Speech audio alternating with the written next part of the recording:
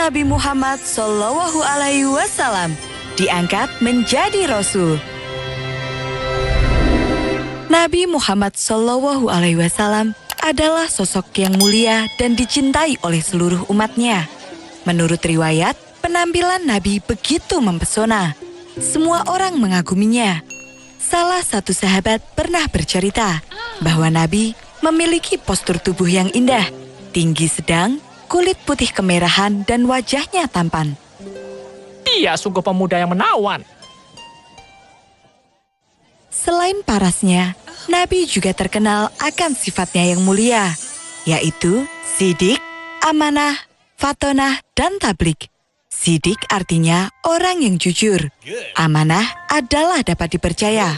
Fatonah berarti orang yang pandai atau cerdas, dan tablik artinya orang yang menyampaikan.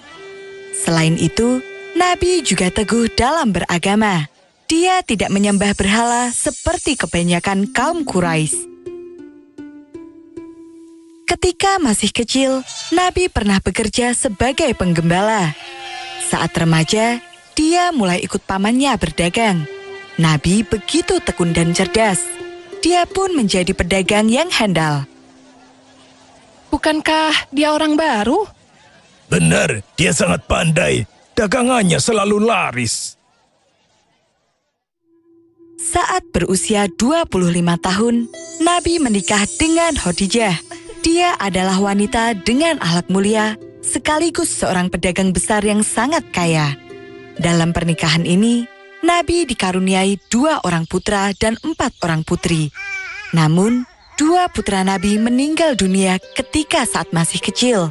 Mereka adalah Qasim dan Abdullah. Dan 4 putri Nabi adalah Zainab, Ruqayyah, Ummu Kulsum, dan Fatimah. Pada suatu hari, banjir besar melanda kota Mekah. Dampak paling parah terlihat pada Ka'bah. Bangunan yang sudah berdiri sejak masa Nabi Ismail itu mengalami kerusakan. Apa yang harus kita lakukan? Tentu saja memperbaikinya. Tapi, Ka'bah adalah rumah Tuhan. Jika sembarangan menyentuhnya, kita akan celaka. Tugas menjaga Ka'bah dipegang oleh 4 kabilah besar. Dan saat ini, mereka sedang berselisih tentang apa yang akan mereka lakukan pada Ka'bah. Akhirnya, mereka sepakat untuk memperbaikinya. Namun, mereka menetapkan syariat khusus. Hanya boleh menggunakan bahan terbaik dan harta yang halal. Tolak uang hasil judi, merampok, dan zina. Akhirnya, pekerjaan pembersihan pun dimulai. 4 kabilah bertanggung jawab pada masing-masing sisi Ka'bah. Namun, mereka kembali berhenti ketika harus menghancurkan sisa bangunannya. Izinkan aku untuk mengawalinya, Kata Walid bin Mughirah. Setelah memastikan tidak ada kejadian buruk saat Ka'bah dirobohkan, pekerjaan pun dimulai kembali. Setelah Ka'bah selesai diperbaiki, keributan kembali terjadi. Masing-masing pemimpin kabilah merasa berhak untuk memindah batu Hajar Aswad dan meletakkannya kembali ke tempat semula. Jangan berselisih lagi. Bagaimana jika kita serahkan pada siapa saja yang masuk pertama kali ke masjid? Saran dari Abu Umayyah ini pun disetujui oleh semua orang. Para pemimpin berkumpul di dalam masjid dan menunggu orang yang pertama kali masuk. Dialah Nabi Muhammad. Amin. Seru salah satu pemimpin memanggil julukan Nabi. Kalau Muhammad orangnya, aku bisa percaya. Dia jujur dan dapat dipercaya. Dia pasti bersikap adil. Maka, mereka pun menyampaikan persoalan yang terjadi kepada Nabi dan meminta bantuannya. Nabi Muhammad lantas meminta selembar kain. Dia mengangkat Hajar Aswad ke atas kain tersebut dan meminta keempat pemimpin kabilah untuk memegang setiap ujung kain. Mereka kemudian memindah Hajar Aswad secara bersamaan. Dan yang mendapat kehormatan untuk meletakkan kembali Hajar Aswad ke dinding Ka'bah adalah Nabi Muhammad. Menurut riwayat, peristiwa ini terjadi 5 tahun sebelum masa kenabian. Pada saat pembangunan ulang itu, kaum Quraisy merubah hal-hal penting yang ditinggalkan Nabi Ibrahim dan Nabi Ismail. Mereka bahkan mengukir gambar-gambar pada dinding dan menambahkan patung berhala di sekitarnya. Sesungguhnya, Nabi tidak setuju dengan mereka. Namun, Nabi memilih diam demi kepentingan masyarakat. Semakin hari, Nabi merasa hatinya tidak tenang. Nabi membenci semua hal yang dilakukan kaumnya. Curang dalam berdagang, berjudi, mabuk, menganiaya, hingga membunuh. Dan dosa paling besar adalah menyembah berhala. Nabi jadi sering menyendiri untuk memikirkan segala hal yang terjadi di dunia ini. Hingga suatu hari, Nabi memutuskan untuk menyendiri di Gua Hiro. Nabi berkata bahwa dia akan pergi untuk sementara waktu, dan Khadijah mendukungnya. Lakukanlah apa yang ingin engkau lakukan. Aku akan menyiapkan segala yang engkau butuhkan. Demikianlah Khadijah menyiapkan makanan, minuman, serta baju untuk Nabi. Kemudian, Nabi pun pergi ke Gua Hiro sendirian. Ketika Nabi berusia 40 tahun, Allah mengutus malaikat Jibril untuk menyampaikan wahyu yang pertama. Pada saat itu, Nabi sedang menyendiri di Gua Hiro. Sosok yang tiba-tiba muncul di hadapannya membuat Nabi terkejut. Bacalah. Aku tidak mampu membaca. Kemudian, Jibril memeluk Nabi dengan sangat kuat, hingga Nabi kesulitan bernafas. Malaikat Jibril mengulang perintah hingga 3 kali, dan Nabi selalu mengatakan jawaban yang sama. Kemudian Jibril berkata, Bacalah dengan menyebut nama Tuhanmu yang menciptakan. Dia telah menciptakan manusia dari segumpal darah. Bacalah dan Tuhanmu lah yang paling pemurah, yang mengajar manusia dengan perantaraan kalam. Dia mengajarkan kepada manusia apa yang tidak diketahuinya. Quran Surat Al-Alaq ayat 1-5. Selesai menyampaikan wahyu, malaikat Jibril menghilang. Badan Nabi langsung bergetar hebat. Dia pun berlari pulang.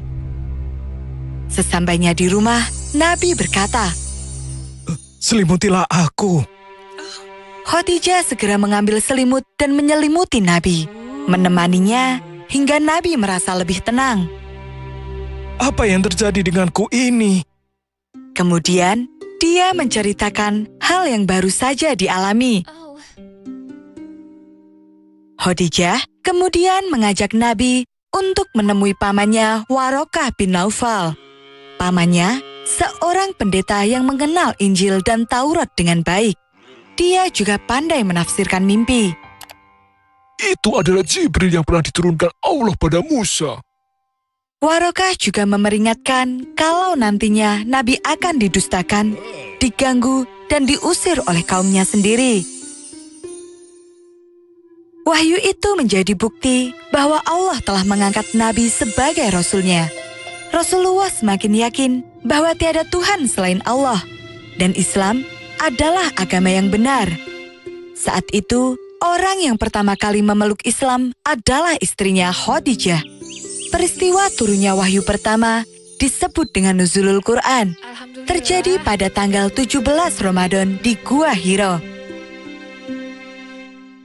Secara sembunyi-sembunyi, Rasulullah mengajak keluarganya untuk masuk Islam. Orang kedua yang masuk Islam adalah Ali bin Abi Thalib, sepupu Rasul yang berumur 10 tahun. Kemudian disusul oleh Abu Bakar, sahabat karibnya sejak kecil, Zaid bin Haritsah, anak angkatnya, dan Ummu Aiman, pengasuhnya ketika masih kecil. Dan satu persatu kerabat pun memeluk Islam. Jumlah mereka 40 orang. Setelah itu, terjadi masa jeda yang cukup lama. Dalam kurun waktu 3 tahun, Rasulullah terus berdakwah secara tertutup. Rasul selalu berdoa dan menunggu datangnya petunjuk dari Allah tentang apa yang harus dilakukan selanjutnya. Lalu, wahyu berikutnya pun turun. Surat Al-Hijr ayat 94, yang isinya adalah perintah untuk berdakwah secara terbuka. Rasulullah mengajak keluarga besarnya untuk beriman kepada Allah dan percaya bahwa dirinya adalah utusan Allah. Namun, mereka menolak dan meminta agar Rasul menghentikan dakwahnya itu. Orang yang paling menentang adalah Abu Lahab, paman Nabi sendiri, dan istrinya Ummu Jamil. Mereka khawatir kabar ini akan menjatuhkan kedudukan mereka di mata kaum Quraisy. Apa yang membuat Muhammad berubah seperti itu?